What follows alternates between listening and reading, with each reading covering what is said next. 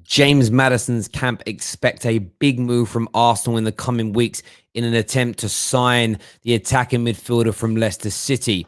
A 4-year deal, almost doubling his wages from Leicester City, and the iconic Arsenal number 10 shirt are all expected to be offered to James Madison.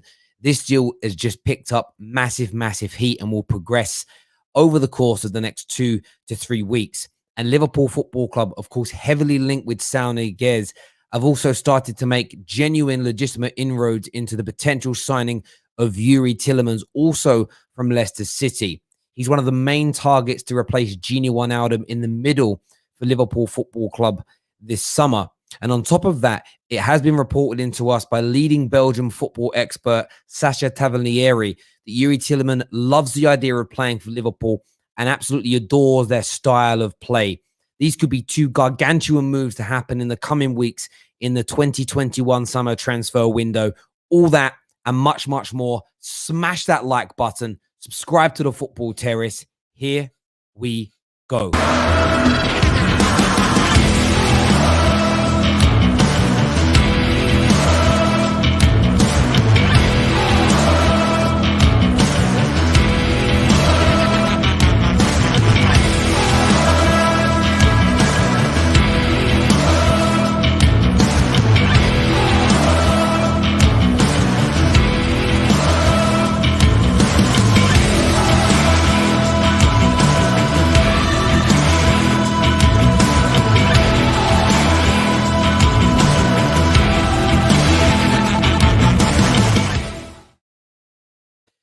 Good evening, ladies and gentlemen. What a weekend of sport we have in store. I've been saying it all weekend. I'm absolutely buzzing. The tennis was great today. Absolutely brilliant at Wimbledon. UFC tonight, Copa America tonight, the Euros final tomorrow. But the transfer market is now picking up heat. It's picking up speed.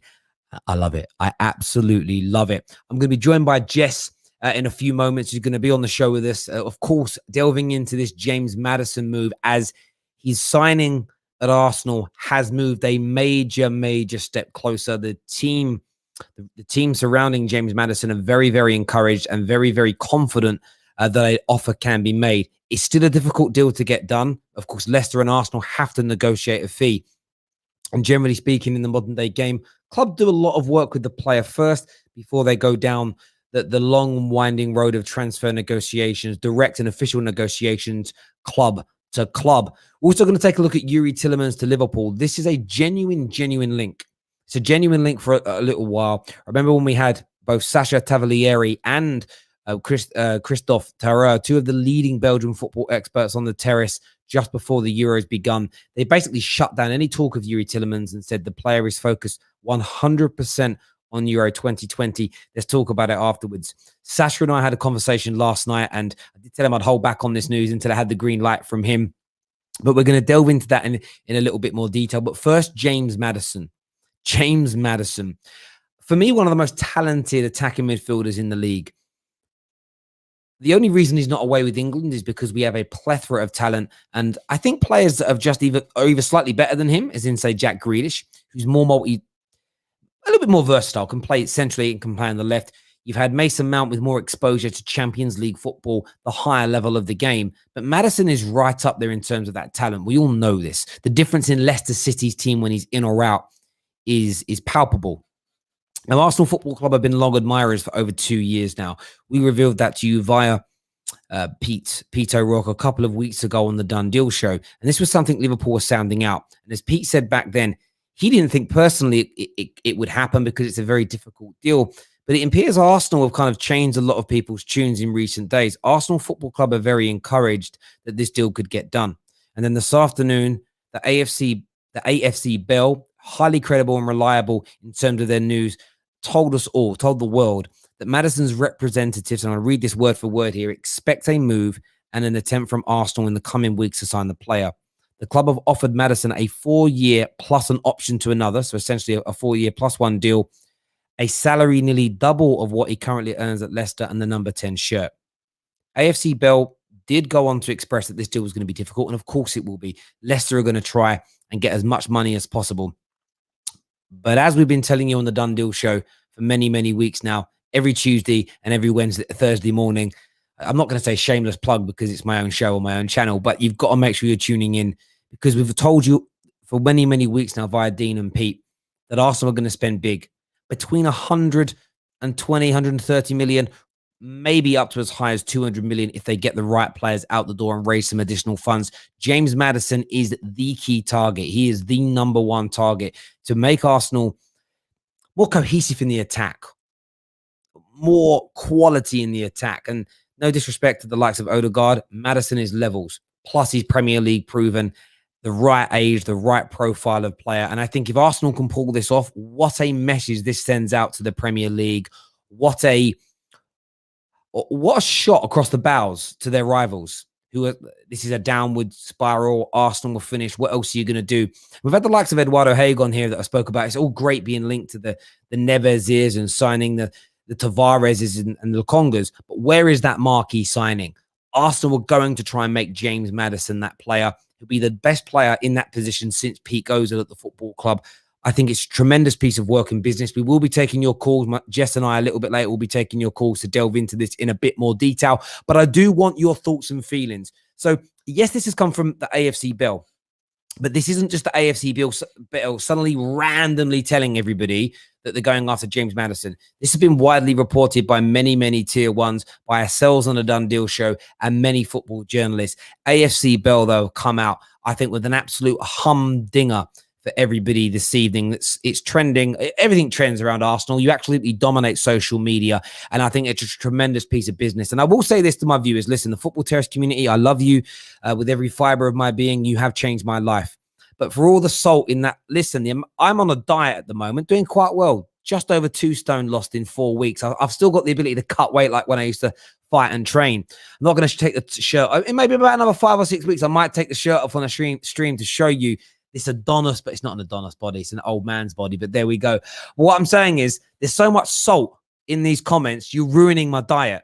Like ridiculous. Honestly, you're going to make me sick. You're going to make my liver fail if I continue to feed on this salt from you. Going to Arsenal from Leicester, it isn't a step back. Not with the type of business that Arsenal Football Club are looking to do this summer. It's potentially a massive step forward. It's a potential legacy building move for the player. There's no doubt about it whatsoever. Super chat here from Hamid says, how is this a smart move for Maddison? Leicester have a brighter future than Arsenal. Does he just want to move to a big club for the sake of it?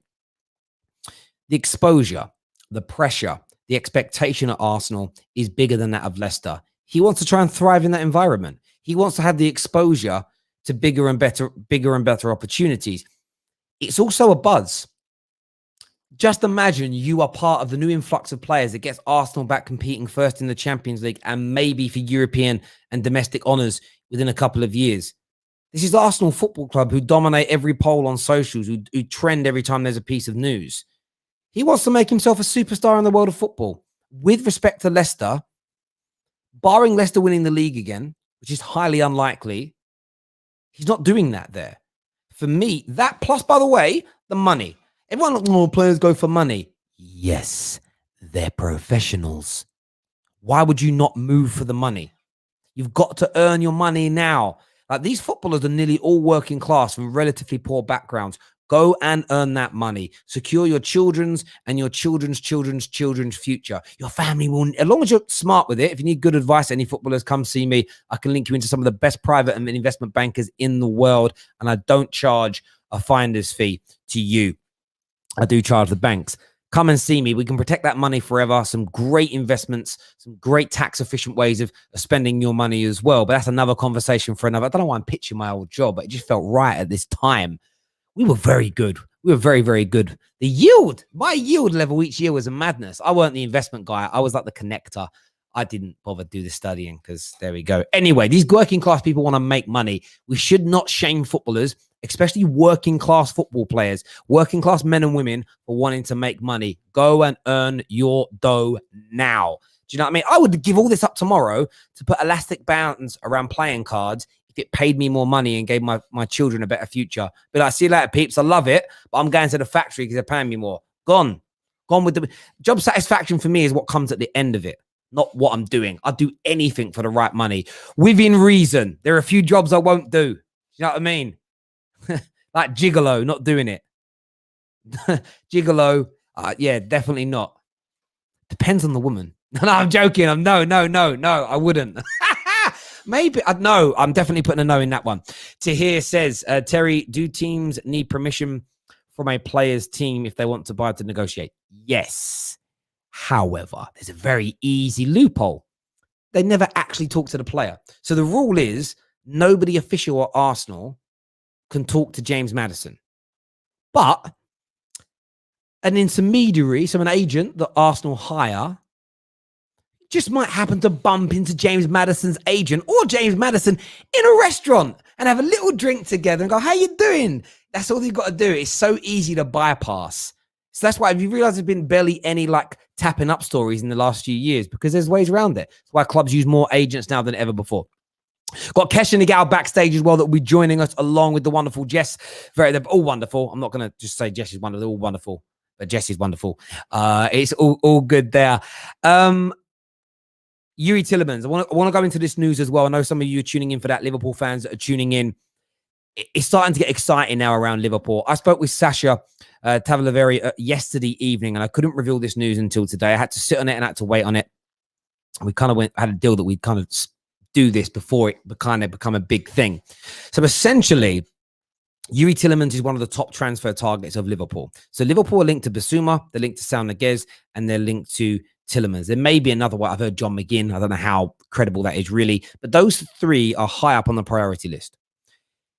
At the moment, there's no sign that it may be more than one of them. It just looks like one as it stands. However, both stories about Sao Niguez and Tielemans are coming from completely different sources, completely different people.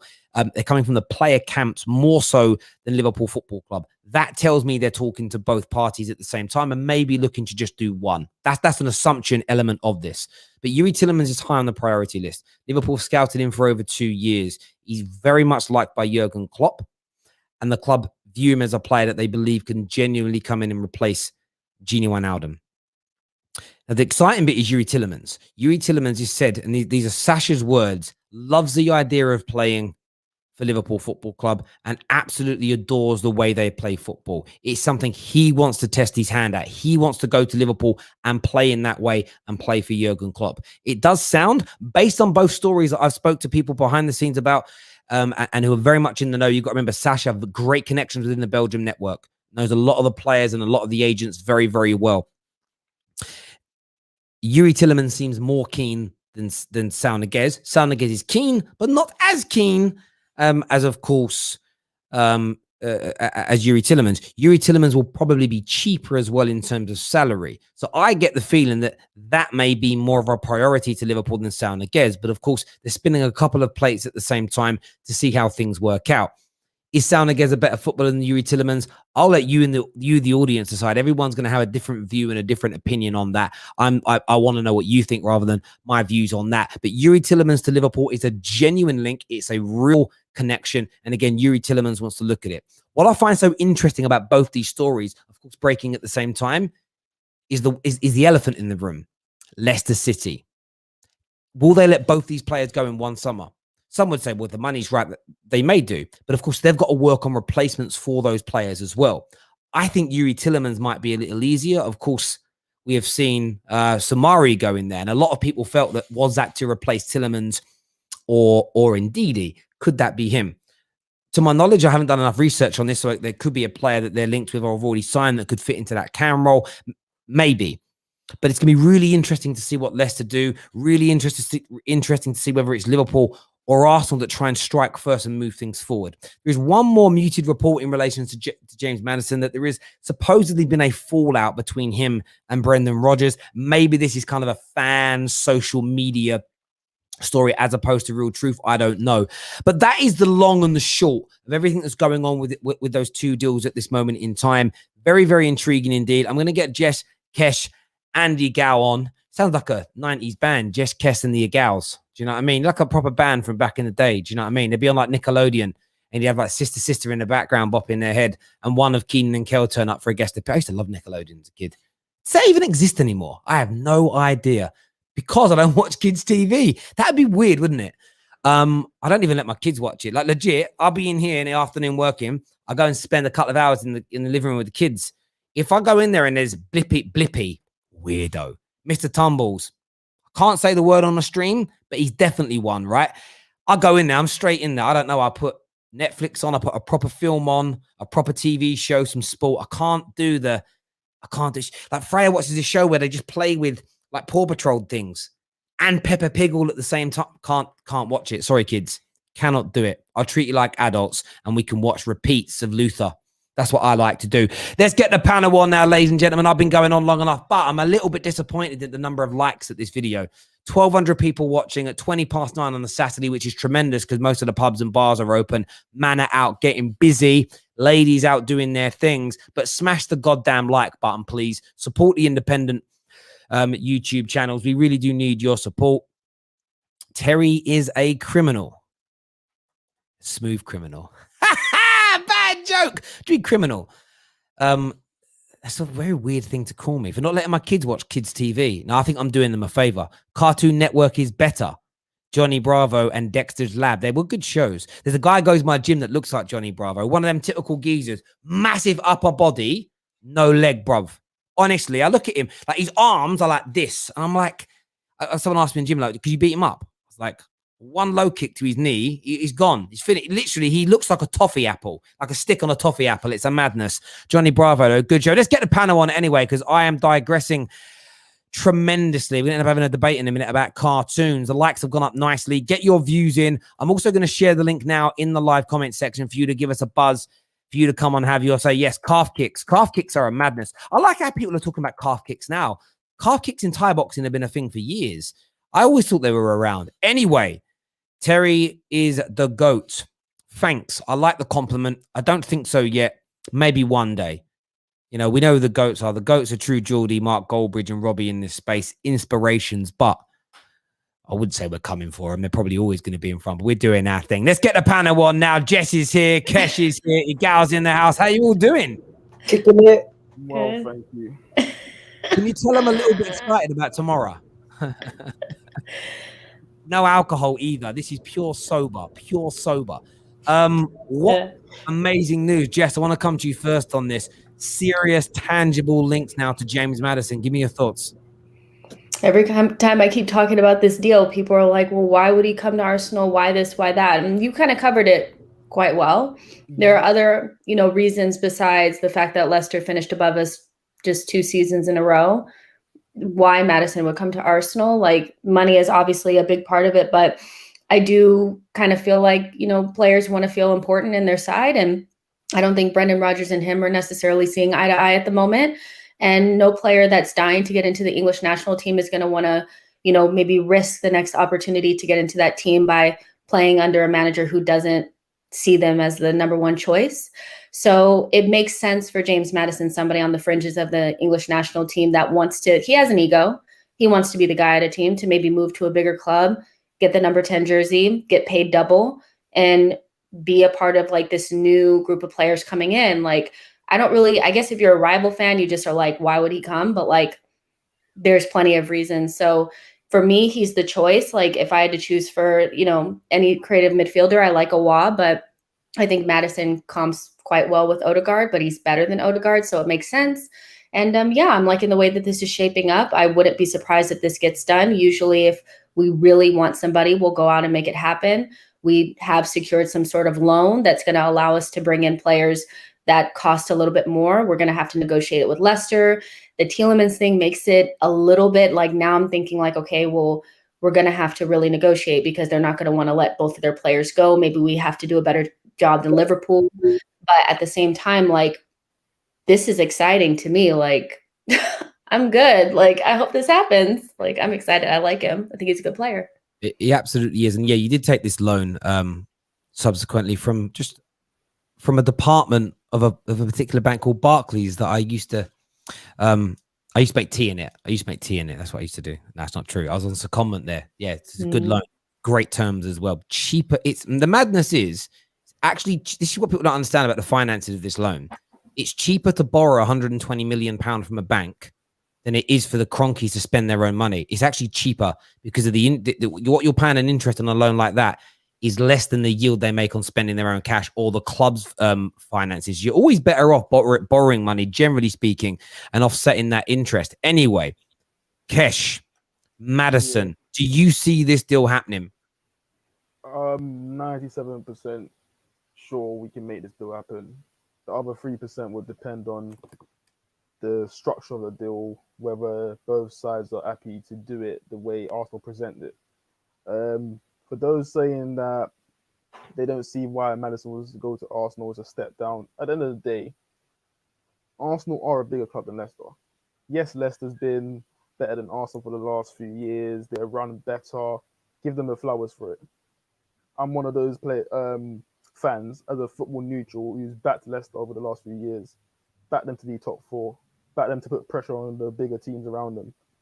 Maddison now, if he comes to Arsenal, he gets double what he's getting paid. Leicester would I don't think Leicester in any day of the week would ever pay Maddison double. He then gets to enhance his profile globally, something that Leicester cannot do for him. Yes, Leicester's the better club, but is Leicester really going to go challenge the likes of Man City, Chelsea, maybe Man United if they get their act together for a title? No. Yes, they've won the title before a couple of years ago, and hats off to them. Well done. I'm happy for them. But is that really going to happen in our generation? Is that going to happen while Maddison's there? No. So the players looking at it, how can I elevate my life and how do I build a legacy? If he comes to Arsenal and Arsenal put the right fundamentals around him in terms of better player, maybe even a better manager, as a lot of fans are asking for, can Arsenal then elevate to the next level where they're doing better than Leicester? I'm sure Maddison, because of his ego, will like to go and do that and test himself. So I don't see why not. And listen, he's been trying to push for the England team for quite a while now. If he moves to Arsenal, that does it for him. He's then in amongst those guys. England starts taking him more serious. So I don't see why he wouldn't. No, I totally get you on that. There's a comment here from one of our members, Ian T, that says there's a lot of talk that Rodgers wants to play a flat midfield 3 with 3 forwards, Barnes, Vardy, Daka. And of course that could change things. So if that these are the, when people say these things, like, why would he want to? There are a number of logical reasons, just as Ian T is there presented, that of course rival fans will want to deny. This notion instantly of why would he downgrade? It's, as a Man United fan, every summer since Fergie, that's just not true. Every summer post David Moyes, every star name we've been linked with, the response has been, but why would he downgrade? It's become such a milked piece of banter or football analysis. I just don't know where to start with it anymore, because every time they ask it, you answer, you give a logical reason, and they keep asking it. So I think it's something, with all due respect, I just always feel like I'm going to ignore it now. But Igal, from your point of view, of course, maybe you should leave the country more often, Igal, because the news, like, you've completed all the deals since you left. Do you know what I mean? Tavares is done. As we revealed on the Done Deal show a few days ago, the medical was completed for Lokonga in the Netherlands. It didn't actually even have to come to the UK. That's going to be announced next week. Ben White is all but done, £54 million for him. And now Maddison has picked up pace. You must be really chuffed at the speed, the pinpoint accuracy, and at the profile of player that Arsenal will target in this summer. Terry, was I not on this stream literally a couple of days ago with my hands up, sitting back, relaxing, telling everybody on the stream, don't worry, we're getting our stuff done. By the end of the week, we'll get a bunch of these things done. And Daniel and these guys are laughing at me. Like, no, banter aside, guys, let's look at the reality of the situation. Leicester just won their first FA Cup. We have 14. This guy is going to currently be making 120K a week, going to 220K a week. He'll be given the number 10 shirt. He'll be joining Arsenal, as you magnificently said, Terry. He'll be joining Arsenal, possibly bringing them back to the top. And with that, he's a player who has an ego, who wants to improve, who wants to push on. He has the character and the dynamism to be that player, to carry a team. And he also is the first person to step up for those interviews to say, yes, I'm the guy. I'm the guy that does this. You know what? There was recently a viral video talking about, hey, you're not that guy, pal. You know what? This guy, he is that guy. And I'm gassed. Absolutely. I mean, it's going to take a big fee, though. This is the one thing I would say. It's going to be a 65, 70 mil plus fee as far as I can work it out. He's got a fair bit of time left on his contract. He's quality. Leicester are going to make out 110% that they don't want to lose him, as an example. terms of yourself, Jess, are you worried about the fee? Have you got a limit that you think the club should kind of stick to? How much do you think this deal could end up going for? Well, I think it's definitely 60 plus. Like, you know what I mean? Like it's up there. But I don't think Arsenal would allow it to get out, and we would get to the point where we know how much he would be getting paid and contract length and stuff like that if they're not prepared. They know Leicester. I mean, Leicester is a hard team to deal with because they never really are in a situation where they have to sell a player. And when you're dealing with a team like that, they can always, they don't have to give you a discount. So it's kind of, for me, it's not really a worry because I don't think we'd go into it thinking that we're going to get some sort of preferential treatment, or just because he may be on the outskirts that Leicester, is going to do something different. I think it's going to be difficult. 60 plus, maybe 65 plus something add-ons. And we'll see, as long as nobody else comes in for him. Or I think my main issue is Tielemans, because that is a huge issue. Like, they're both midfield players. Both of them have to be replaced. I don't really think Soumare is a replacement for Youri Tielemans. I think he's a replacement or a rotational option for Ndidi. So they're going to have to replace both. So essentially, if Liverpool is thinking between Youri Tielemans and Saul, if we know Maddison is our only option, we need to push that through as quickly as possible. Yo, Jess, on that Tielemans thing, that would mean Liverpool would have to have the funds to buy him. I don't think Liverpool have had dramatic issues with finances where you can see Arsenal are willing to spend. So I don't think if it was a situation where they're going to sell one, they would sell the one that's going for more money. And James Madison has been quoted for in between 60 to 80 million over the past couple of weeks. We've heard reports from the Leicester papers stating that he would cost upwards of 75 million, and we've heard reports that they would even be willing to sell him for 60 million. So anywhere between that, I see the club buying him. But Liverpool, I'm not throwing salt. This is historically known for the past couple of weeks that everyone has been talking about how Liverpool do not have the funds to buy certain players. So if they were to cough up the funds to buy Tielemans, I'd be surprised. So correct. On Liverpool, I've had this confirmed by a number of agents, one of which I will be putting in contact with you very, very soon, Jess. That Liverpool are aiming at players between that 30 to 45 million pound max range without selling people first. So if Liverpool can get 2 or 3 players off their books, they could then move to Youri Tielemans. But this is why fans have got to realize, why am my club linked to so many people? Because Liverpool might not end up getting Youri Tielemans, because by the time they sell certain players, you may have done the deal for James Madison, and Leicester just simply say, we're not selling anybody else this summer and we're going to stand our ground. At the same time, Liverpool might see that happening. So go, do you know what? It's just a better option to trigger the sound against situation, which is around 40 million, which is within that ballpark. That's why clubs talk to, generally, they'll have 2 or 3 targets for each position, and they'll often talk to multiple at the same time, because anything, like there could have James Madison situation. Leicester could be thinking of selling him, but then maybe the replacement picks up an injury and they go, oh, well, we're not signing the replacement now, so we're going to kibosh this. If you yourselves didn't have an alternative or weren't looking at other areas that you could kind of use to cover that hole for a year, you're left looking stupid. And that's why you're linked with so many people. There's a question here that I want to post to Kesh, though. It's from Twisted Bubba that says, does Arteta know how to use Maddison in the right way? Oh, listen, that's something that we'll have to find out. At the end of the day, for what I've taken from the newspapers and things, that Arteta wants to switch to this 4-3-3 that everyone's even spoken about before he even got here. So he must have some idea. Whether he pulls it off or he gets this team playing quality football or not, that's something we have to wait to see. Yeah, no, I agree. But it's one of the plus that I can take from this window is Arsenal's buying players who's got quality. They can grow. So whether Arteta can't use them, which will mean that he's not doing well, we're not getting results, he will then be out the window. Then whatever manager comes in, they've got a good foundation to work with, rather than the foundation that Emery came in to work with and the foundation that Arteta came in to work with, which wasn't good enough. Yeah, and I just want to say one thing quickly. Terry, you did say a couple weeks ago, Arsenal are going to have an ambitious transfer window. And when you say that, people listen. But when Arsenal fans say, you know what, we could have a mad transfer window and get a bunch of players in and change a lot of our players. we're called deluded. So guess what? These things are starting to happen. And you know what? If we do well and we don't have Europe and we do better than we're expected by getting top 4 or getting into the Champions League football and getting higher up the table, I don't want an apology from anybody because it's already too late. You've made fun of us too much. You've been bantering us the whole time. We're doing our business. We're minding our own business. We're working on ourselves. We don't need no approval from anybody else. Arsenal, we're going to work our way up to get to where we need to get to. And this is one step to the cog. I said Tavares was a puzzle piece for our window.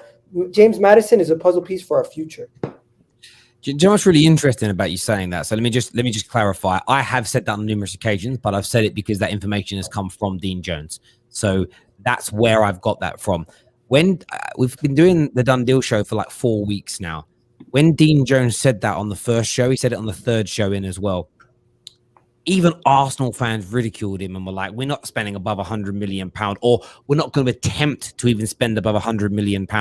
Just on Tavares, Lokonga, and Ben White, you're practically at 100 million quid, like give or take a 10 either side of it. You're going to try and sign James Madison now. That's going to push you past that's going to push you past 150. You're going to sell a few players, and there's still other targets that you're looking to bring in. There's a striker option that you're working on. There's cover at right back, or maybe even a brand new right back that you're looking at as well. I just think sometimes what happens with fans is they see you're in the mud, and as a Man United fan, watching you struggle last year for only probably after about 2 months of watching you struggle, it actually became quite boring. It was like, oh, I've laughed at you now, I can't laugh anymore. But rival fans want you to stay there, and it's like, how many people really thought Arsenal were just going to sit there and just slowly die and not at least try to react to it? It's a madness. You've got, you know what though? In many years, you've got so much money. You should spend it. Sorry, you're saying like rival fans want us to stay there. Obviously, you do. That makes sense. Like we want our rival, to be horrible. My issue is Arsenal fans want us to stay there. Like I'm genuinely concerned about the sanity of this fan base. Like I just feel like we're linked reliably and buying young players. We're linked with good young players, Premier League talent. That's what you've been asking for. Now that we're getting it, it's like you're deluded if you think we're going to be better. It's like, are you joking? Like, is something wrong? Like, do you actually want us to be bad? Like, I think you just get so stuck in like your negativity and they just don't want to come out of it. So I expect rival fans to want us to be bad because, like, quite frankly, I want my rivals to be bad. Like, I would love nothing more but for Manchester United to crash and burn next season, But Arsenal fans, like, get real. Like, don't you want your team to be good? It's like weird. I mean, do you guys feel that way? Yeah. Can I just say, as an outsider looking in, I've seen Arsenal fans getting on their knees for Guendouzi leaving more so than being encouraged about the new signings. So every player you've been linked with, essentially need to say what Arsenal fans are Arteta out have cased into and destroyed and assassinated all the new players you're linked with in every single which way, even to a point. I saw one guy tweet today, and I'm not going to say names, I'm not starting any beef. Basically, he said, I used to rate Maddison. The fact that he's even thinking of coming to us tells me he has no ambition. He must be a trash player. And I'm like, see, I start to lose the want to listen to people like that even express an opinion, because you can't be that stupid nor that angry every single minute of the day. It's an impossibility. You wouldn't be able to function as a human being. You're saying it because you want the attention and you want rivals to flock to you. It's a madness to me. I'm seeing it with Man United. It's almost like we've all been like, rivals are more like, oh, you got Sancho. United fans are like, yeah, well, it don't matter though, really, does it? Harry, you know what it is? Mad. It's the rant culture of ranting after a game transitioning into the transfer window. Literally. So you can't rant about the game, but what you're going to do is you're going to pick and point out certain things that you don't like about certain signings. Like just a couple of days ago, everyone was ranting. We didn't sign anybody. Today we signed Tavares. Oh my God, all we've done is sign Tavares. Tomorrow we sign Lokonga. All we've done is not sign a starter. We signed Ben White. I never wanted him in the first place. We still haven't signed anybody that's good. Why are we paying $50 million for Ben White? Then if we get Maddison, they're like, oh, okay, so we signed one player actually rate. Then if we get another player like Awar, it's like, okay, now let's see what Arteta can do with these players. He has no excuses. So, yeah, so there's never a positive. But you get this all the time. Look at what's happening with Harry Kane right now. Listen, everyone knows who I think we spoke about it earlier for ages, who should be England's regarded as star of this tournament.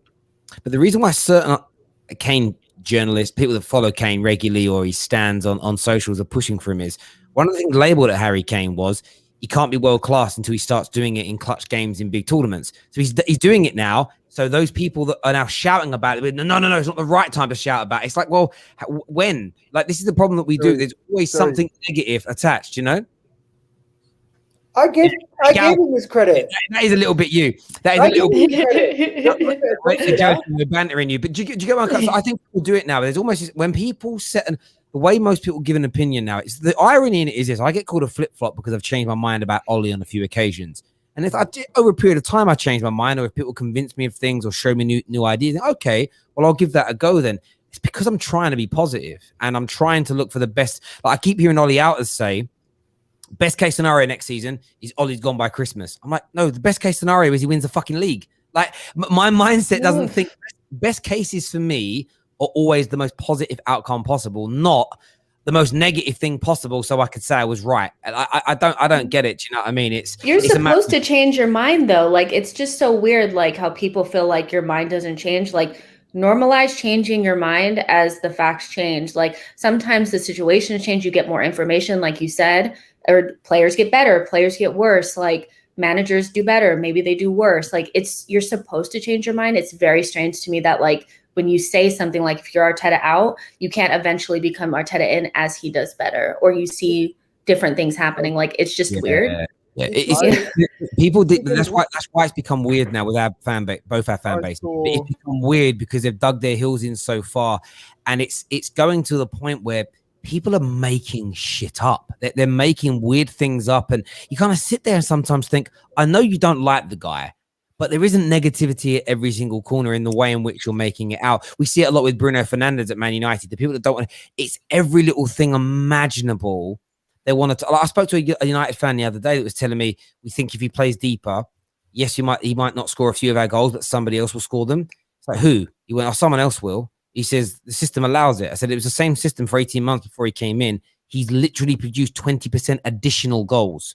So where are these other goals going to come from? Somebody else will score it. Well, no, they won't. There's literally one midfielder in the whole of European football that scores at that rate. No one else is going to do that. It's like, but sometimes I feel like the crazy person. I'm like, am I missing? No, you're not. You're not. You're not. I heard. People, go ahead. I saw people saying we should have kept Kolasinac. Yeah. What? Literally. Yeah. I've been on Twitter for a while. No, Arteta hates French players. I've heard that. He hates French players. Like Aussie players. Have you heard that? We all know that Arteta's main person was Awal last season. Like he wanted him bad. Is he not French? Wait. Is Arteta getting called a xenophobe as well? Because that's what Ali gets called. He hates French players. He hates young players. Last time I checked, Saka and ESR pretty much start every single game. How can he hate them? But have you noticed we're only signing Brexit football players? But have you noticed, but what the point is, this is why it's good for fan bases to cross-pollinate, because you find that actually all the things that the negative Arsenal people are saying is identical to the things that the negative Man United fans say. And do you know the real interesting fact in all of this? There are Chelsea fans after winning the European trophy that are acting like they've signed nobody for 2 or 3 summers and like they're in the mud, fuming. I get one guy DM me yesterday saying, Terry, I'm pulling my hair out that we haven't signed anybody yet. What the hell is going on? It's like, bruv, you're probably working on one major deal this summer and it's going to take time. Relax your head. You're not going to sign 8 players every summer and be the talk of the town. But then the things they say are identical to that. And the Ollie gets called xenophobic. He only likes British players. Bruv, 70% of all his signings up until Jadon Sancho have been non-British, and 80%, because Dan James isn't English, have been non-English. But yet people still say, I keep hearing, I must see it tweeted 100 times a week. All he cares about is building this stupid British base. And it's like, what British base? But there we go. Listen, I want to start going to some calls now. Say one thing, Terry, before you go there. I want to say one thing, closing off the Maddison thing. We already know why Maddison would join, financial reasons, why he would join when it comes to building his own brand. Players care about these things. So people who keep acting like, Arsenal would be a downgrade or Arsenal would actually negatively impact him. Staying at Leicester and being possibly shifted out of the team as more people join in would hurt him more than if he made the move to Arsenal. So look at it from that perspective instead of just throwing banter and always saying things. And also stop moving the goalpost. If Arsenal sign all these players, we are going to get better. It's not just always going to be bad. No, I totally agree with you. For anyone who's new that has just tuned in, we're going to go to some calls in a minute. Just as a quick update for everyone that's new. Firstly, smash that like button. Let's aim for 700 likes while we're live on the air, please, ladies and gentlemen. Massive Arsenal news. As we brought to you a couple of weeks ago, genuine interest from Arsenal Football Club in James Madison. It was always thought to be a very difficult deal to get done.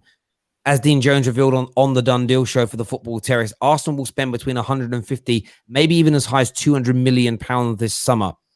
At the AFC Bell, it's revealed this afternoon in the early evening that James Madison's representatives expect Arsenal to make an official move in the coming weeks for James Madison.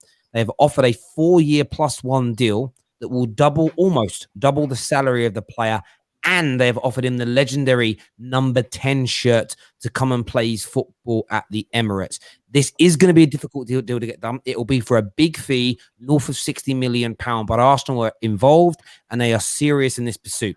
Aside from that, Liverpool Football Club are looking at a Leicester City play as well. They've done great work negotiating a transfer fee with Atletico Madrid for Saul Niguez. That deal's got a lot of work to be done on personal terms because of the gargantuan money that Niguez is paid. Youri Tielemans is linked to Liverpool. Liverpool have been watching him for over 2 years. They very much rate the player, and he's one of their top priorities to replace Gini Wijnaldum this summer. The encouraging thing for Liverpool here is that Youri Tielemans, and I quote, Belgian football expert, friend of the Belgium squad, Sacha Tavernieri, who said to me in a conversation we had yesterday that Youri Tielemans loves the idea of playing for Liverpool Football Club and adores the way they play football, loves their style of play. That is also a legitimate deal that could happen this summer. I want all your thoughts and feelings. We have shared the link already before for you to come on and have your say. We will post it again in the live comment section for you. Before we go to the calls, I'm just going to quickly read out a big super chat that's come in from Rapstar that says Liverpool were very smart when it comes to targets, so I don't think they would be looking at Youri if the funds weren't there. From reports today, Porto are looking at, I can't pronounce the name, but I know who he is, for 13 million euros. Anything is possible right now.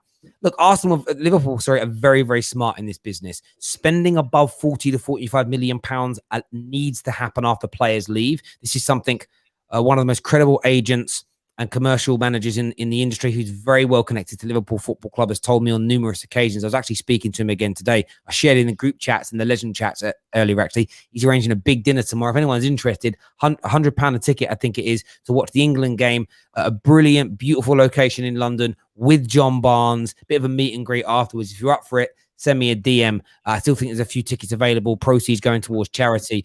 Thank you for that super chat, my friend. Let's start going to these calls now. KJ's, of course, here with us as well. The first caller I want to go to, we are going to get KJ's opinions on this as well, that I want to go to is James. We know James is a big Arsenal fan. Welcome back to the terrace, mate. Give me your thoughts on this big James Madison link. Yeah. Hi, Terry. Hi, guys. Thanks for having me on. For me, it's just a statement of intent. Like, we haven't seen this for such a while. I think what we're seeing now is the process starting to come through. Since Wenger left and the Kroenkes took over, it was such a mess. The club in general, structural, squad wise.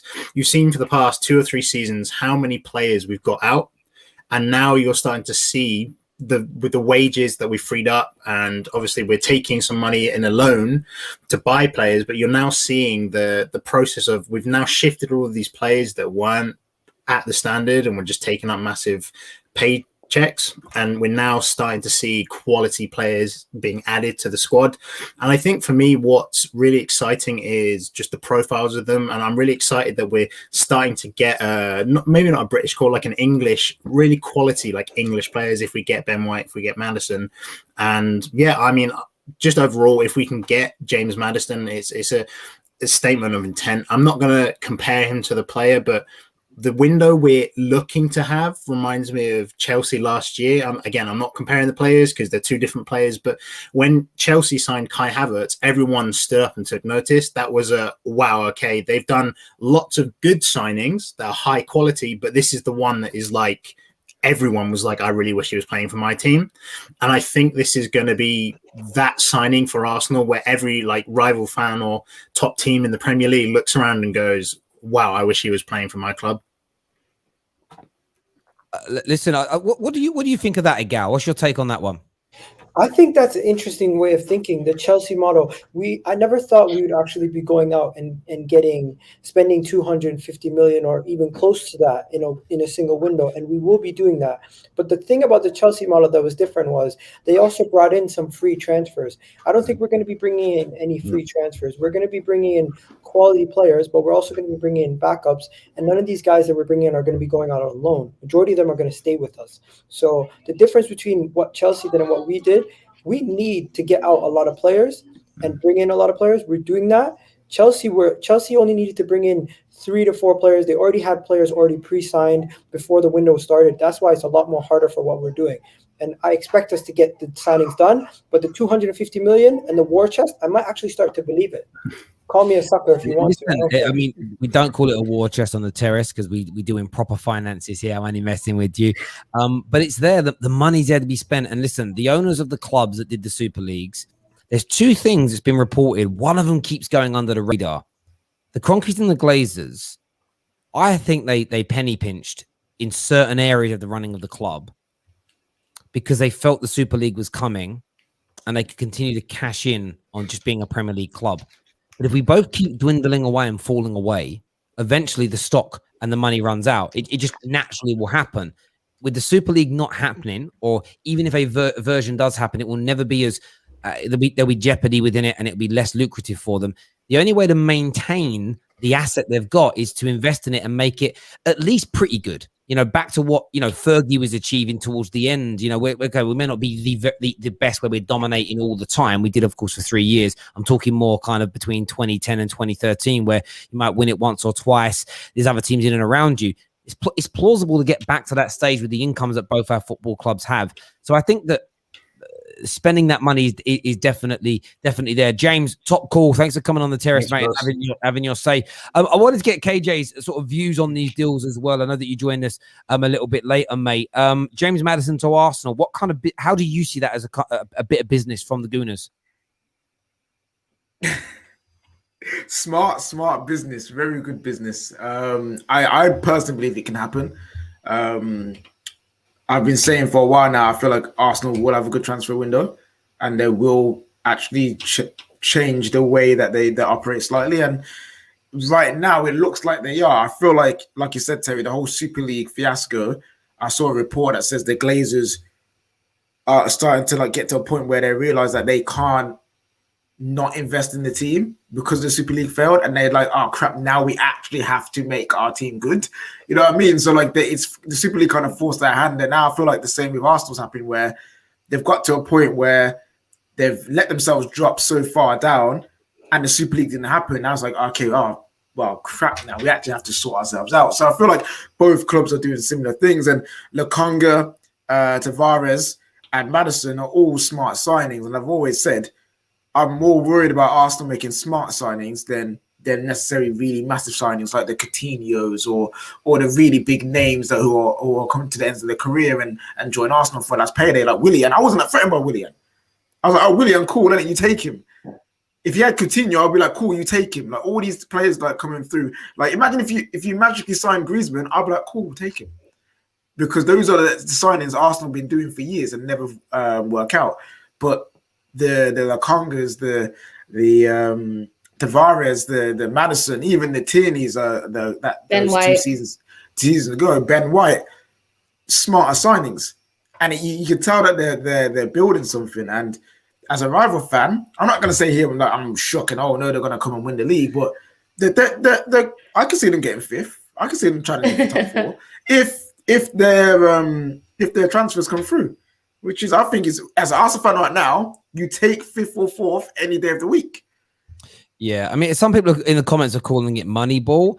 Listen, James Madison ain't a money ball deal. James Madison is a I've got fucking money and I'm balling deal. Do you know what I mean? It's a big money deal at all. There was a comment from Abby that says, Terry, why are weekends generally quiet for transfer news? A number of reasons, really. A lot of the clubs and agents don't work in the same way they do during the week like a normal person. It's like I've got the weekend off when I'm a kid, nothing happens. Also, like, journalists hold back stories for particular days and particular moments. Like right now, there's something really it's one of the hugest weekends of sport in 18 months because all these big events that are happening this weekend have got full crowds. So pretty much full crowds at Wimbledon, like not quite capacity, but massive crowds. Like the UFC first Vegas date back again as an example.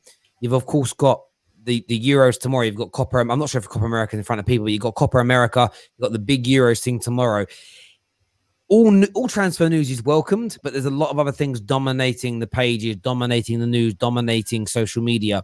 By Tuesday morning, transfer stuff is going to pick up. It's going to become faster. It's going to become more frantic. One, because there's less news with all the big sporting events, especially with football ended. Secondly, clubs are going to get to business. So it's this last few weeks, this is when a lot of director of footballs, a lot of agents, and etc. will actually take their annual leave, take their holidays as an example, and then things pick up. So that's why, Abby.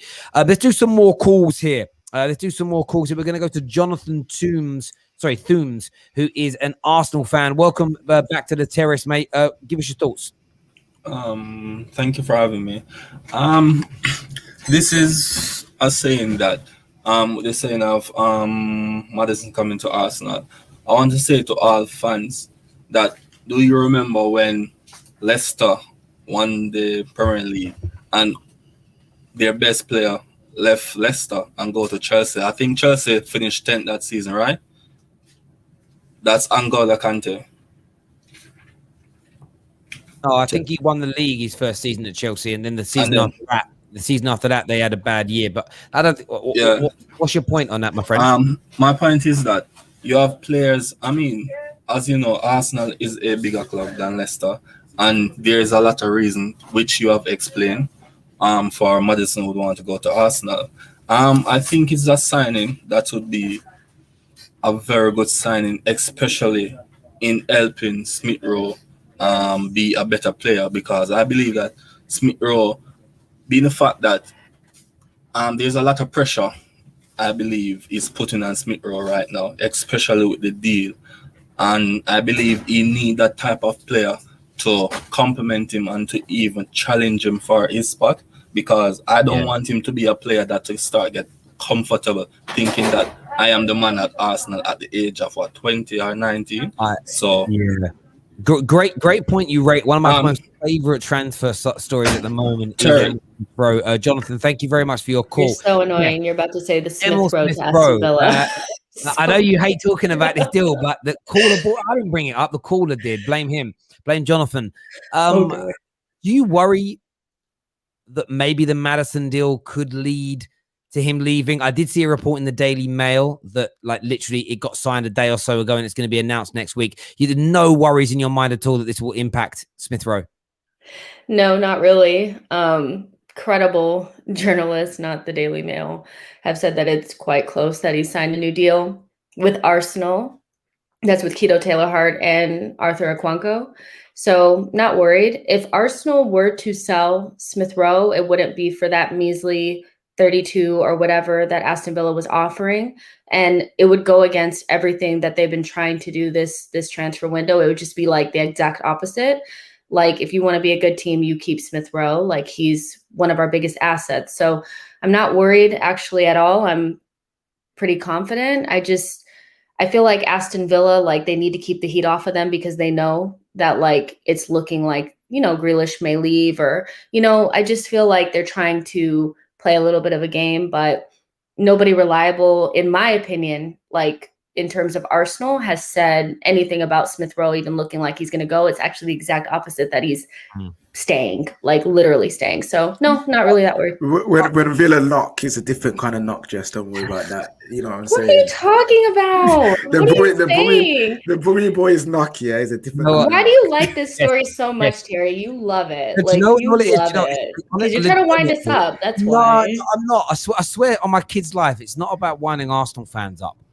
It's one that intrigues me because I want to understand why Villa think they're going to do. I just don't get, like, there's nothing that scratched my itch. It's one of those things that don't make. It's a bit like, I don't know. It is like this. If I ask Beyonce out, I know she's going to say no, because why would she leave Jay-Z for me? But if I keep asking her, why does Terry keep asking? It's weird. I just find it weird. I find it weird, and I want to understand it. Terry, you know what's actually weird? There's more likelihood of us getting Grealish than there is them getting Smith Rowe. That's honest truth. But you know what? Yeah, this whole thing's been making me laugh because the Arsenal fans have been beefing Villa fans for a good few weeks now. It's been flipping hilarious ever since been there. But obviously, living here and speaking to Villa fans, they're happy. They're cool with the fact that they're trying to go out and get Premier talent. It's not strange that a club is trying to be ambitious and go after a target. It's basically the same as if Man United, look how long we went after Sancho for. You're telling me after the first no, you just give up? No, like a Villa of a club wanting to get better, wanting to climb up the table. They identify as Smith Rowe as a player that can help them do that. So you just keep going, you keep going until he signs that new contract, where it's a definite, it's going to be impossible to sign him. They're going to keep trying. And I personally don't see anything wrong with that. Arsenal fans getting a bit riled up about it. I don't know why. If anything, it's a compliment to Emile Smith Rowe and how good he is. If that was Greenwood, you would not be bumping your gums like that at all. You'd be bitter. You would be. Yeah, no. Yes, you would. No, I wouldn't. Yeah. I wouldn't be. My view would be the same. My view would be the same. My view would just be, let's just say Villa were chasing him and kept on bidding. I would want to know why they thought they had a chance. And I get the ambition, but that still doesn't make sense. It does Because make sense, if you're told categorically it isn't going to happen, why even waste the energy writing an email saying, "Oh, I know you said 100% it isn't happening, but please." It reminds me of that scene from Dumb and Dumber. Because you're losing Grealish and you need to look like you're actually trying to get a suitable replacement for him. No, it's not even that. It's not a PR move because Villa aren't that kind of club. They're not a PR kind of club. Villa fans don't look at their club and be like, "Oh, they're just doing this to show that Jack's not going." No, they honestly, truly believe that they're gonna. If Jack goes, he's gonna go Man City and he's gonna go for a lot of money. But they believe that he's staying. They're not like too scared about him leaving. From the ones that I know, anyway. Like they're not really like if he's going, he's going. If he's not, then it's calm. But like Aston Villa, there's nothing wrong with Aston Villa doing what they're doing. Like if this contract situation wasn't happening, I don't think Villa try so hard. I think it's also the fact that he's under contract negotiations. It's still not sorted out officially. That we can keep going as long as we want until that gets sorted. Try your luck. I don't look at it and think, oh, because Villa's a smaller club, Arsenal's a big club, they shouldn't try and get a player. At the end of the day, Smith Rowe is coming off the back of a rookie season. He's not some established star in Arsenal team where you think we've got no chance. He's a young player. So if he's got a year left in his contract and you don't know if Arsenal's being serious and negotiating with him, why not try your luck? So very sorry just to interject. I just got a message through Lokonga. Everything's signed, done. We know the medical's already passed. He is, the official announcement hasn't come, but he is 100% an Arsenal player. Just as we knew that was coming. Tavares now confirmed. Lokonga's official announcement will come soon, but the medical's passed. Everything is signed. It's done and it is dusted. They basically just got to wait for him to get to the UK now and do things. It's 100% over the line. I'm sure some tier ones very, very soon. They're going to start mentioning that and everything else if they have not done so already. But Lokonga officially an Arsenal player. That's signing number 2 done. Ben White potentially next. James Madison on the horizon. Unana maybe. Look at this. Arsenal doing bits. Who knew? What about Neves? Any information about Neves? Neves, the last time I spoke to anyone about Neves, it was just one of those options in midfield. The interesting one is Basuma and Neves that you're still talking to. Both there's still contact with. I think the problems that Arsenal have got with those two players is the likes of Liverpool and Man United have also spoke to them and their representatives. So I think those players are not committing to anybody as of yet, because that's what could make this hard. I think the great thing you've had with Maddison is a bit like us with Sancho. Nobody else in the sort of traditional top six really has the space for him. Does that make sense? Yeah. So it really gives you an advantage in going for him. So I think with Basuma and Neves, I think it's going to be a little bit more time on that. But Lokonga, listen, I'm telling you guys, look, I never spoke to so many Belgian people in my life as I have done in the last few months. Learning about players, like 3 or 4 journalists, lots of fans, chatting to people. This kid is serious, like Yaya Toure level footballer they think he could turn into. So, do you know what I mean? He could be an absolute baller in the next few years. So that is now official. Have you looked at him on Y Scout? I know you have Y Scout. Yeah, look, I've watched him on Y Scout. Statistically good. You see a few raw moments where you think, that was a bit of a silly touch in the wrong area, but that's just natural. But his passing is crisp. His movement is good. He's just tidy. He just a very good looking footballer. What I'm intrigued to see, if he adapts to the pace of the Premier League, he could make an impact now. That's how good he is when you watch him play. And Y Scout's brilliant because you can just click on any element of his game and watch footage. It's not a compilation as such, but it's clips. It's the adjusting to the pace and the speed and the power that you never know how someone's going to do. Does that make sense? Some people are like duck to water. Others, it might take them a year or two. There's another Arsenal player who's better than every youngster in the Premier League. You know what I'm saying? Like you've got Martinelli better than all of them. You got Saka better than all of them. Lokonga now come in better than Mason Mount. Oh, I can see it. Like, well done, Arsenal. Well done. Now, but on a real note, it's a good signing. And that's why I don't know why. That's why I don't really get why Arsenal fans are like so like thing about Soumare going to Leicester. Yeah, he's so good, but like Lokonga is good as well. We don't know how either of them are going to shake out in the Premier League, so only time will tell. But I mean, Lokonga to me looks like a good player to kind of like shadow Thomas, and we'll see what happens. Like, but I just don't understand why we're so upset. Like, I like this player. I think he's good. You know, so I think it's going to be good. He's going to be good for you guys. What club's Lokonga? What club was Lokonga at? Anderlecht. There we go. They're managed by Vincent Kompany, and did they win the league? Because they had I think they did. Yeah. They had is it Mecca? He's 21 years old, and he was the captain of Anderlecht, and he has Henri and Company. Henri and Vincent Kompany both vouching for him, saying this is a professional. He's a young guy with a lot of scope to grow, and he has all these guys singing his plaudits. So I don't doubt that he's a good player. I just hope that our fans don't go and do what they usually do, which is he has 1 or 2 performances and they start running him away and saying he's not good enough, like they did to Guendouzi. The same fans who are making fun of Guendouzi when he was here are the same ones singing his praises when he's leaving out the door. Nah, but saying that Guendouzi wasn't good enough, though. That's the thing. No. Unfortunately. But they are a gal. You know they are like, they are. So I've seen it already today. Yeah, it's sad, unfortunately. His Instagram. There was also fans giving abuse already, and I'm thinking, I hate us. They're not Arsenal fans. I'm telling you, people are not Arsenal fans. So all I know is this, and they don't sponsor us or nothing, so it isn't a plain shameless plug. This is what I've been watching on here for days. I've just been on Y Scout, so I'll click on things like this, and I'll just sit there and be like, okay, well, I can look at his passes, say into the final third. You can click a game, say against Genk. I'm not obviously going to play any of this footage because we'll get a copyright strike. But you can sit there and watch it, and they're all these passes. They're all these forward passes. You can break it down even. If you actually go to his review page, you can click on all these different things here. So aerial duels, clearances, defensive duels. So you can look at all of the attacking duels that he has. You can literally click on these things, and I need to make sure this don't play as I'm in big trouble. But essentially, you can look at all these things, and it highlights all these attacking duels. So for me, like what I love about this more than anything else is that it's stat and eye test all in one.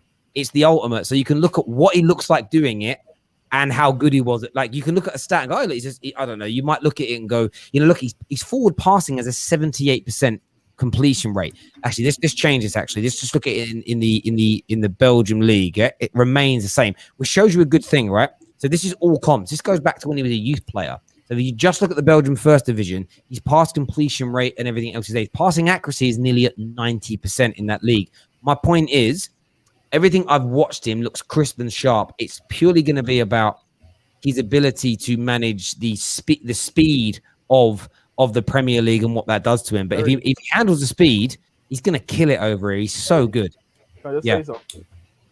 People seem to have this idea that because Lukonga's from the Belgian league, he's not ready. Because I see that South London's finest say because Samora is ready, Lukonga isn't. Why is Samora ready? As French players not come from the French league and flopped in the Premier League. It's up to these players to come in and show their ability and settle. It doesn't matter what league they're from, because you can see from the eye test and you can see from ability. It's about translating it to the Premier League, and that's what makes a player from a player flopping and a player being a real hit. Yeah, 110%. Do you know what? When Man United signed Memphis all those years ago now, Memphis was everybody felt no, but you do that face because when we signed him, the world hyped Memphis. But I remember listening to a number of Dutch fans on calling shows and journalists who said Man United have signed the wrong guy. Man United should have signed Gini Wijnaldum. Look what Gini Wijnaldum has done in the Prem compared to what Memphis has done. Look at their careers and look at the trajectory. Now, Memphis has now gone to Barca, all right, and I hope he now delivers. He's got the opportunity. But they were right. Gini, and you think about Man United's midfield issues that we've had, not attacking issues. That same season, Rashford broke through. We had Martial at the club. We didn't need Memphis. We needed Gini Wijnaldum at the football club. And I see similarities in this. We don't know if Samari is going to do well in the Premier League. We don't know how well Lukonga is going to do.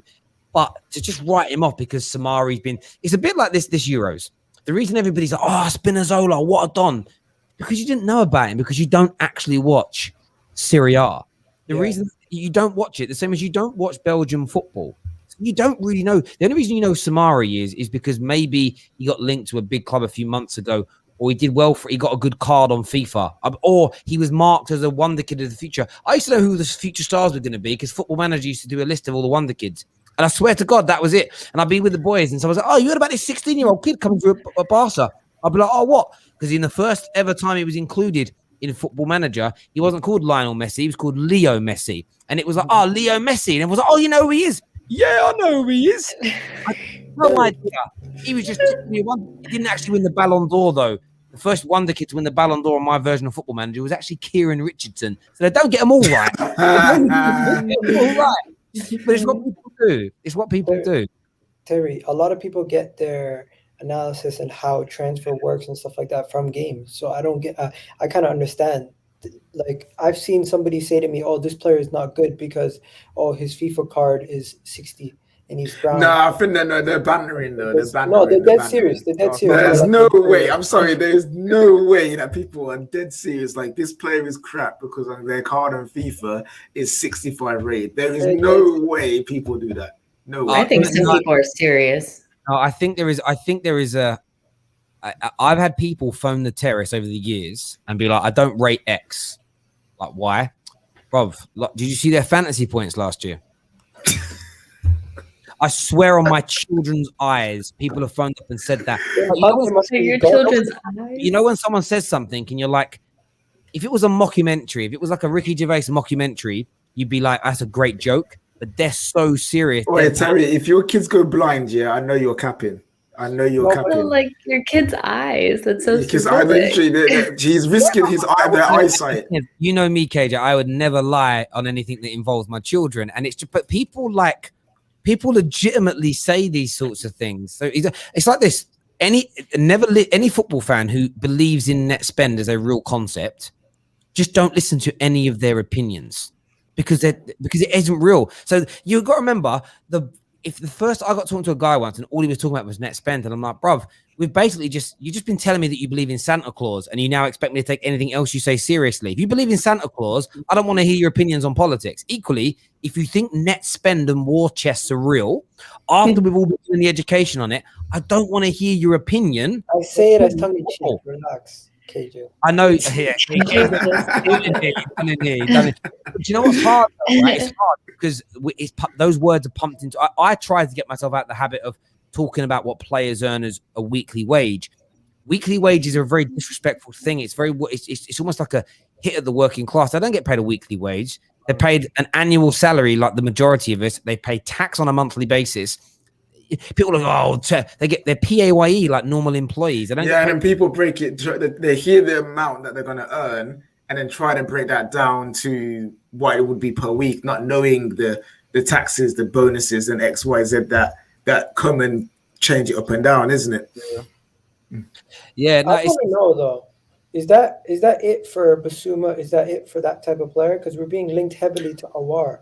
No, Like, are we gonna get both Awar and Maddison? There's no way we'll get both, I don't think. Because we still have to address that starting central mid position. And then you've we also have got the to get right back. that. Yeah. Hear me out. Someone said to me today, I don't know if it was Kesh actually. He's like, Awar could play on the left side. You could have Maddison in like a 10. You could have Partey next to him, and you could have a fluid like midfield that interchanges. Wait, as in, we said left side, No, left like side you of could have a midfield three. three You or could have a left wing. midfield 3. Yeah, Of Maddison and Awa and Partey. that does not I'm sound not good. sure about that. I think personally, I think we just need to go with the basic and then get a little bit funky later. We definitely need somebody to play in a pivot. We play in a 4-2-3-1. You need to replace Granite. Like, you have to do that. I just don't see a wah happening if we get Maddison. I would love that, but then you still have Smith Rowe, and I'm sorry if he signs a new deal, which I'm sure he will. He'll be perfect to play on that left-hand side because, quite frankly, Emil Smith Rowe and Awab pretty much do the same thing. So why aren't you? And we don't have Europe. It doesn't make so we sense. don't have extra games. It doesn't make sense either because most Arsenal fans tell me that Partey isn't a DM, he's box to box. Am I right in that? Yeah. You're 100% correct. Cool. So he's box to box. Awar is an attack. He doesn't play as high as Maddison, but he's an attacking, creative central midfield player. And Maddison is a 10. He plays in that hole. So you need a DM. That you can't have a midfield with no DM, if that makes sense. There is no balance in that. So I think and I don't even know if you're gonna. And the thing is, DMs though, again, they've become a prescribed. They've got to be good at breaking up play. Like you could go for something different. I think someone like a Ruben Neves would be perfect because of the way he can pass and move the ball and help create and control tempo. I think he's excellent at that, and I think he needs to step up. Basuma, I think he's better at the breaking up of plays, more athletic. Again, a good passer of the ball. It just depends on what you want to complement the players in front of you. I think they both could do a really good job. I know we've had that conversation before, Jess on Twitter. The Basuma one is definitely one that you're pursuing because he's an Arsenal fan. He wants to join. It's just if a Champions League team come in for him, it's going to be so hard to convince him to not join. Question for Arsenal fans. What's happening with your left wing? Because I know Aubameyang plays out there, but there's question marks over if he's a striker, if he's a left winger. Pepe isn't his best out there. He's better on the right. Saka has been shown that he's an excellent right winger. And I think that's probably where he's going to be playing. Smith Rowe, to me, seems like more of a 10. And Martinelli doesn't get games on the left-hand side. So are you guys looking at left winger or are you legit doing a makeshift? I think we're going to have to makeshift it because you have too many players that need playing time. Like as soon as Saka comes back, he's going to start on the right-hand side. Then you have Pepe, somebody who needs playing time, but Arteta tends to like inverted wingers. So it's rough because he's left-footed. Then you have Martinelli, who's not a clean fit there as well. Smith Rowe, who's more of a 10, but our left winger tends to play more like a 10. That's why I'm saying that Emil Smith Rowe will probably play there. You know what I mean? And Aubameyang will have to just make do. I'm telling Arsenal fans, like, I don't care how much we get done. We're not going to get everything done. We're not going to be able to address every single thing. But if you have Emil Smith Rowe, Martinelli, like, you'll make it work. It'll be fine. But I think it's Smith Rowe. I think Aubameyang struggled because there wasn't enough creativity. And I feel once you get these players, if you get them all and everything, I'm not against playing Smith Rowe out there with a Maddison as a 10. I think it works. Okay. Yeah, because I don't think we're bringing in one front three player, no forward. Yeah, but it's all about being interchangeable as well. I think when you look at these players, it's where you drift to and where you like to maneuver yourself into. Really sorry, we had a super chat from Mark that I missed and didn't read out. It says that I'm just catching up, boss. Everyone who thinks going from Leicester to Arsenal was a downgrade is either delusional, 12 years old, or has no sense of how the name Arsenal is in terms of football and history. Ludicrous. And again, I agree. It's meant to be banter, but do you know what it is? It's the same joke. You know, if you listen, certain jokes are always funny. If I watch Only Fools and Horses, it's always funny. But you know what's interesting about James Madison, though? See, maybe you're onto something here, Kesh. Let's look at this. Let's look at James Madison's heat map in the Premier League. I want to show you guys this. I'm going to put it up on the screen just a second. So, Smith Rowe, you say, out on that left-hand side. And I want to change this to the Prem to make sure I'm not capping. And again, it's actually made it even more highlighted. So if you look at James Madison, start centrally. I'm getting to a point in football now where I'm not looking at players' started positions. It's where they drift to. James Madison, since he's been in the Premier League, loves to drift out to that left-hand side and do a lot of his work there. So maybe that's part of the plan here from Mikel Arteta. Maybe you start Smith Rowe on the left, and you start Maddison on that right hand, on the central area, but they drift and they interchange, making it hard to man mark and pick people up. You start to look at these just little details about particular players, and you think to yourself, well, actually, that creates that balance that is needed. You know, that interchangeability, that versatility that's so difficult. Maybe just maybe that's something they're going to look at. Their viewers, make sure that like button's been hit, and I know nearly 100 new subscribers during this stream, which is absolutely amazing. But please make sure you turn on the bell notification button and you sign up to our Discord server via our link below. Something you said, Jess, a moment ago, I wanted to pose to Egal actually as a question. These negative Arsenal fans you mentioned, do you think if, say you sign all but one target, all but Onana, or all but a new right back, do you think that one player you've missed out on in this particular summer, will that be enough to trigger those Arsenal fans into a, what was the point of all the other signings because we didn't get the main, like, do you think that the main need is always going to kind of move? It's going to move every time you sign someone, the goalpost will get moved. Do you reckon that's going to happen? 100%. I've already seen it with the right back situation. We currently have 4 right backs at the club with Hector Bellerin, Ainsley Maitland-Niles, Chambers, and Cedric. Yeah. So with those 4, we need to get at least 2 of them out before we can bring one in. And a lot of the fan base are saying this is one of the most necessary priorities to fix our team. I've heard it to the point where it's like, even if we bring in a Awar, we bring in a Basuma, I've heard this exact thing, a center back, a left back, a goalkeeper.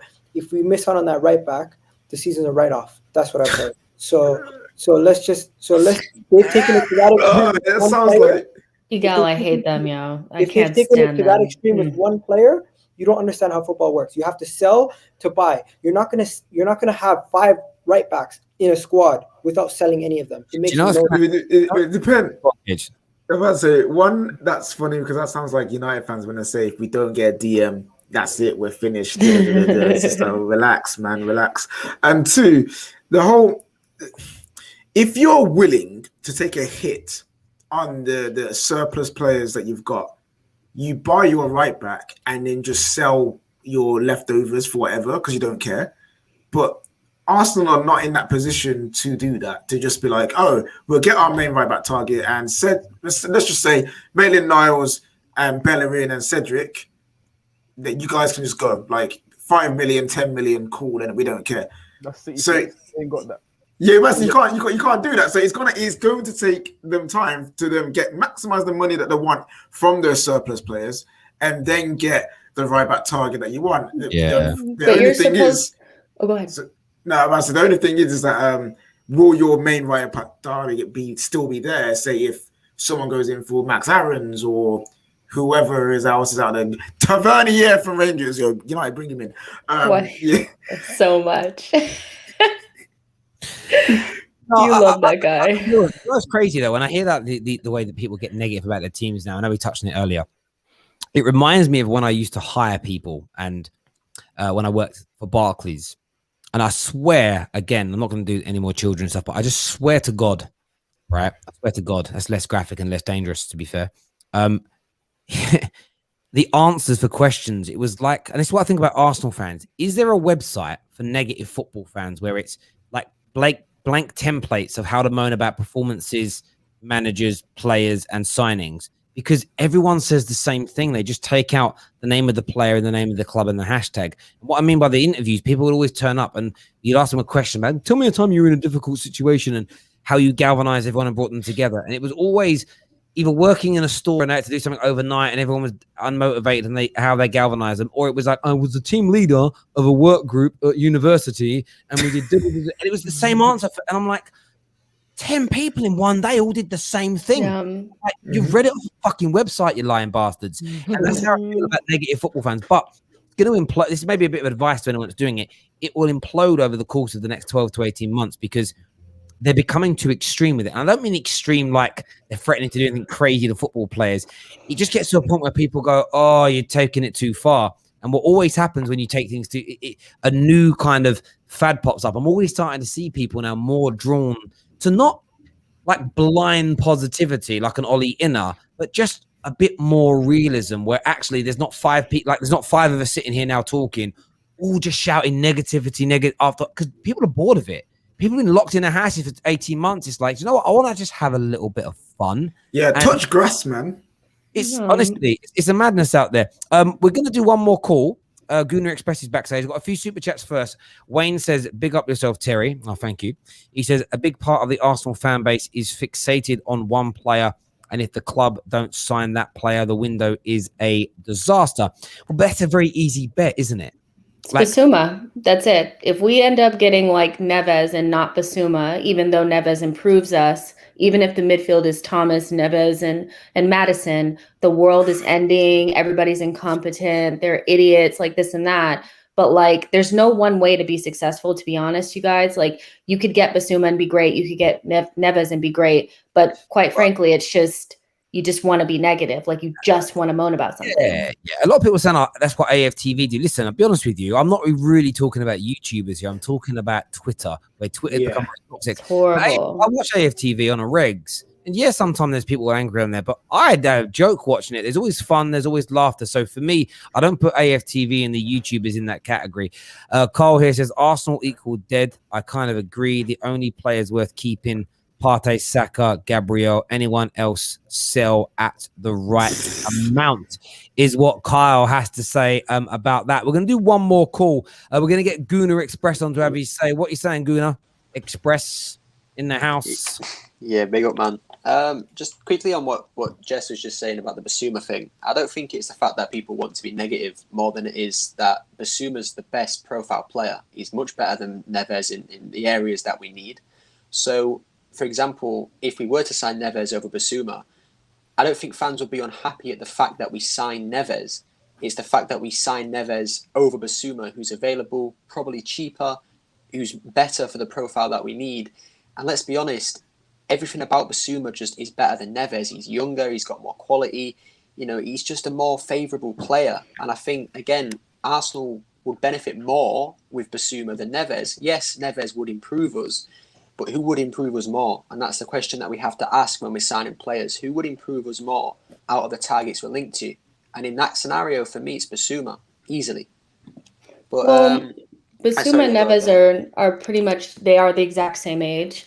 And so none is really younger than the other. But I get what you're saying, because I'd prefer Basuma over Neves, because I feel one evolves the midfield and the other one just improves what we already have. Like, we already have that profile of Xhaka plus Thomas in a pivot. But quite frankly, to me, it's like, if the midfield balance works, there's more than one way to improve Arsenal and become better. And we've already had this discussion once about Lokonga and Soumare. You feel like Soumare is the best player in his position at that age. And I still think, I personally believe that even if we didn't get the best one, if we still get one that's good and improves us, then that's still a win. So it's just, I think it's the thought. Like, I get what you're saying. Like, Basuma is probably would change us the most. And that's what we're looking for. We're looking for a lot of evolution, but I still don't really buy into if we get Neves, and that means that the club dropped the ball, because it's not the vision of a midfield that we want. I'm sorry, but if you tell me that we're going to have Thomas, Neves, and Maddison, I still think that's a midfield that competes with top 4/top 5, whereas Basuma, Partey, and Maddison is also good, but can we actually say one is better than the other? No, we have to see the balance in real life.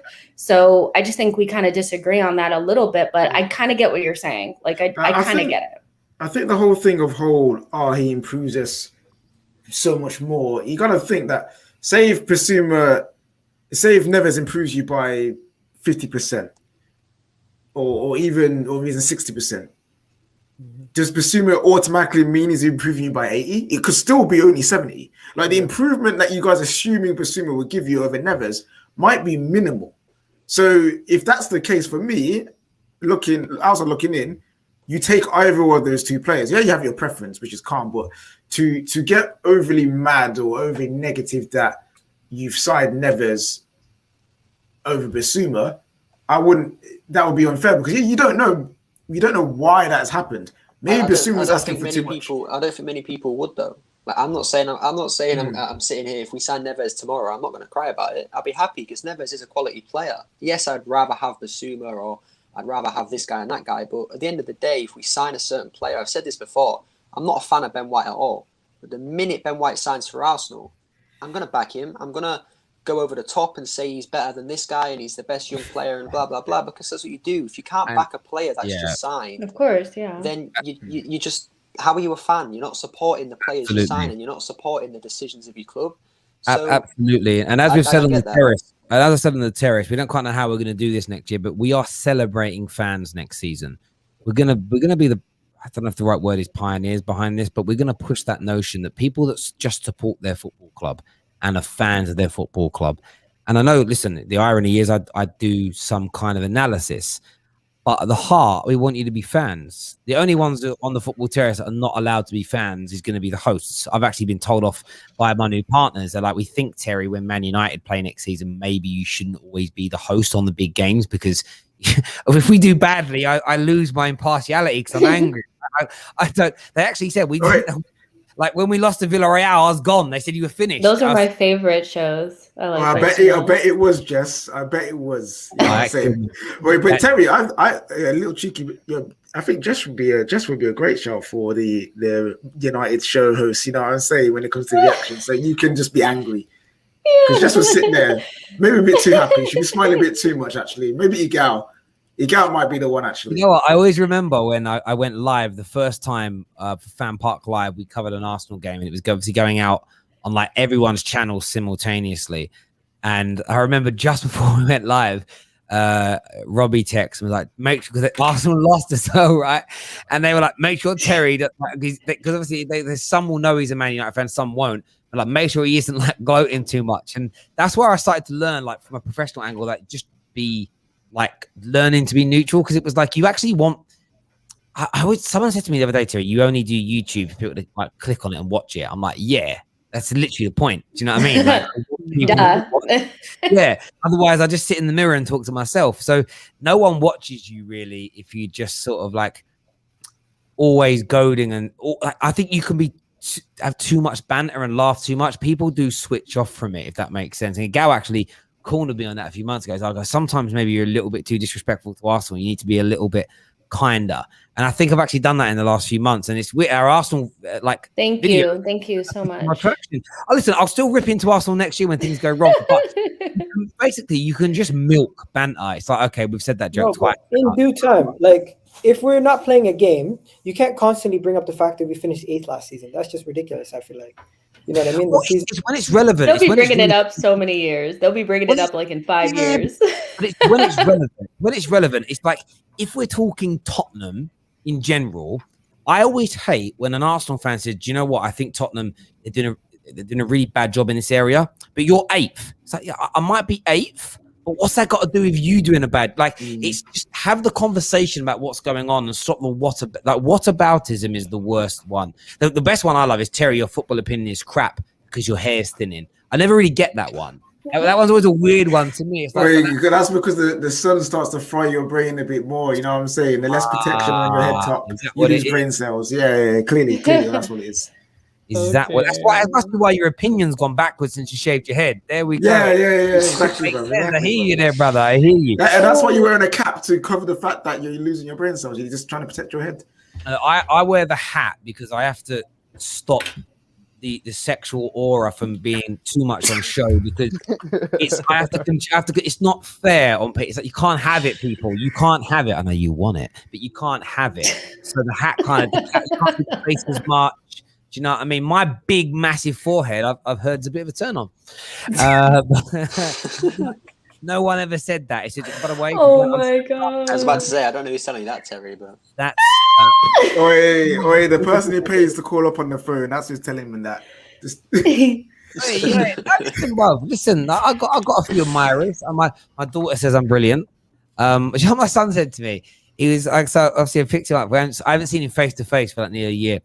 And we're in the car. We're driving. Like Freya come picked him up. Oh, Freya, bless her. I need to tell this part of the story first. Actually, Freya, right? She was so excited to pick up her brother. We parked up outside the hotel because he flew over the night before. I stayed in a hotel with his mum and stepdad, and I went in to meet him in the hotel. And we parked the car, and Freya's like kicking me in the back in my chair. And I'm like, what are you kicking me for? And she's going, I was squealing. I'm like, what's going on? I got out of the car, went to the back, opened it. She always takes a teddy out, but she had a little panda bear teddy, and she had it over her face, and she was kicking my back chair. I was like, what's wrong with you? And she's only 2. She just squealed out, I'm so excited to see Archie. And I've never seen her that excited about anything, not even eating food. And she loves food. But we saw her, got in the car, and we drove off. And I'm like, you all right, mate? He went, yeah. So obviously he's got really big in last year. So you look really big. He went, because I didn't really recognize you, Dad. I was like, really? He went, your face looks pretty much the same. He says, but last time I saw you, he goes, you were so fat, and you're not anymore. I was like, oh, thanks, man. And yeah, I lost my phone, bro. It's just like the bluntness of kids is amazing. And then I was like, oh, cheers. But there we go. Listen, everyone who has tuned in today, a massive thank you to each and every single one of you. Copa America starting soon, and then UFC. The notorious Conor McGregor versus Dustin the Diamond Poirier. And I know I can't wait for that. And then tomorrow, it's honestly, I'm having a proper English day again tomorrow. I fry up for breakfast. Only falls on. The music's on. My brothers are coming round in the afternoon. Can't wait. Everyone enjoy yourselves. Jess, Kesh, Igal, KJ, and of course, the Gooner Express is on with us now. And all of our callers, all of our super chatters, all of our brand new subscribers. We're only, by the way, 60 people now away from hitting 199,000 subscribers. So if you haven't subscribed yet, please get that done. Oh, sorry, Neeks. The Windies versus Australia at 12:30. There is cricket on as well. For anyone who likes a little bit of a, do you know, I love and hate cricket at the same time. Imagine playing a game for 5 days straight and still drawing. Do you know what I mean? That's the one thing cricket always blew my mind. You know what? Everyone thinks because I'm Jamaican, I should like cricket, but I hate it. No, Jamaica. Yeah, listen, same as being English. Like all my brothers play it like on Sundays. Like, and the worst bit is, out of all my brothers, I'm the best player, but I can't bring myself to want to do it. I don't know why. It's just too much. I always want to be on the move. But hit that like button, people. Hang on a minute. No, we're not finishing yet. We're 50 likes away from that 700 mark. Let's get it done, and then I'll let you get on with your evenings. Like, let's get that done right about now. Hang on. Neek says here, Kesh and KJ have been disowned as Jamaican with that shout. Oh, no, Neeks, you just need to stop being an old man and get over it, bro. You know what I'm saying? Granddad. What sport is he talking about? Cricket. No, he said Mexico Trinidad's on at 3, so I think the Gold Cup starts soon, isn't it? Oh, yeah, Gold Cup is on tonight as well. Is that? That's good. Oh, yo, Kesh. Do you believe? I believe, you know. I believe too, man. No, USA are winning that, man. Come on. Igal, USA Qatar final. Igal, are France playing in? Your nation playing in the Gold Can Cup? I show you something, by the way? Can I show you something? This is my old room, and do you see that?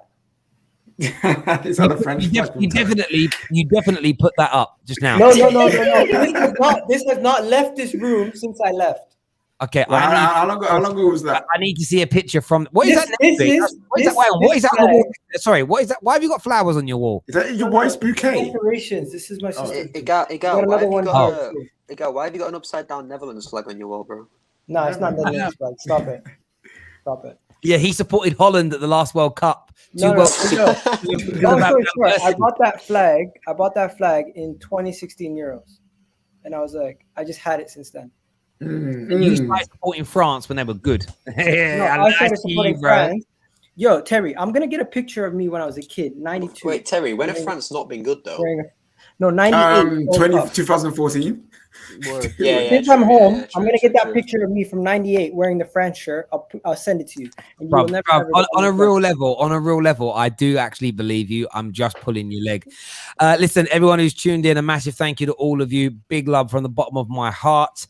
Until next time, take care of yourselves. Goodbye. God bless, and we'll see you all again very, very